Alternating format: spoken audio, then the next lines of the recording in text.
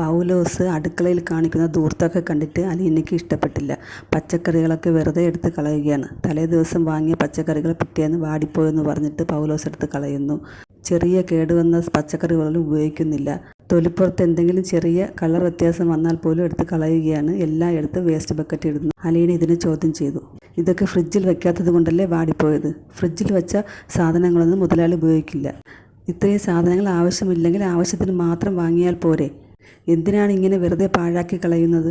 ആവശ്യത്തിന് മാത്രം വാങ്ങിയാൽ പോരെയെന്ന് ചോദിച്ചപ്പോൾ പൗലോസ് പറയുകയാണ്, എൻ്റെ മുതലാളി അത്ര പിശുക്കനല്ല. അലീന ഈ ചോദ്യം ചെയ്യുന്നതൊന്നും പൗലോസിന് പിടിക്കുന്നില്ല.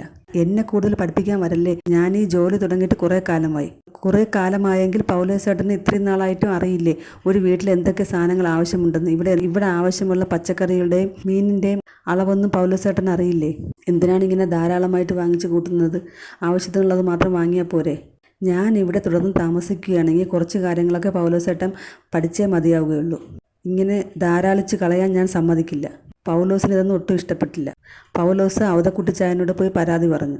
അവതക്കുട്ടിച്ചായൻ അലീനയോട് ചോദിച്ചു, എന്തിനാ മോളെ വെറുതെ അടുക്കള കാര്യത്തിലേക്ക് പോയി ഇടപെടുന്നത്? അവർ വർഷങ്ങളായിട്ടിവിടെ നിൽക്കുന്നവരല്ലേ? ഇവിടുത്തെ ചിട്ട അനുസരിച്ചാണ് എല്ലാം ചെയ്യുന്നത്. അങ്ങനെയല്ല വല്യപ്പച്ച, എല്ലാ സാധനങ്ങളും വെറുതെ പാഴാക്കി കളയുകയാണ്. ഇതൊന്നും കിട്ടാതെ എത്രയോ കുട്ടികൾ അനാഥാലയങ്ങളിൽ വിശന്നിരിക്കുകയാണ്. അനാഥാലയത്തിലെ കാര്യങ്ങളൊക്കെ നീ അങ്ങ് മറന്നു കള മോളെ. ഇത് അലീനയ്ക്ക് ഒട്ടും ഇഷ്ടപ്പെട്ടില്ല. അലീനയുടെ മുഖഭാവം മാറി. അനാഥാലയം മറന്നു കഴിഞ്ഞാൽ പിന്നെ ഈ അലീന ഇല്ല വല്യപ്പച്ച. അവതക്കുട്ടിച്ചായൻ തൻ്റെ ഇളയ മകനോട് സംസാരിക്കുകയാണ്. അലീന വന്ന കാര്യം അറിഞ്ഞിട്ടാണ് അയാൾ വിളിച്ചതെന്ന് തോന്നുന്നുണ്ട്. അവളെ അവിടെ നിന്ന് ഓടിക്കണമെന്ന് പറഞ്ഞപ്പോൾ അവതക്കുട്ടിച്ചായൻ പറയുകയാണ്, നമ്മൾ വിചാരിക്കുന്നത് പോലെയൊന്നും അല്ലടാ, അവൾ സ്റ്റാൻലിയുടെ മകൾ തന്നെയാണ്. അതെന്താ, അവളുടെ നെറ്റിൽ എഴുതി വെച്ചിട്ടുണ്ടോ? ആ, എഴുതി വെച്ചിട്ടുണ്ട്. ഇനി എല്ലാവരും കൂടി അലീനയെ അവിടെ നിന്ന് ഓടിക്കാൻ വേണ്ടി പാഞ്ഞു വരുമെന്നാണ് തോന്നുന്നത്.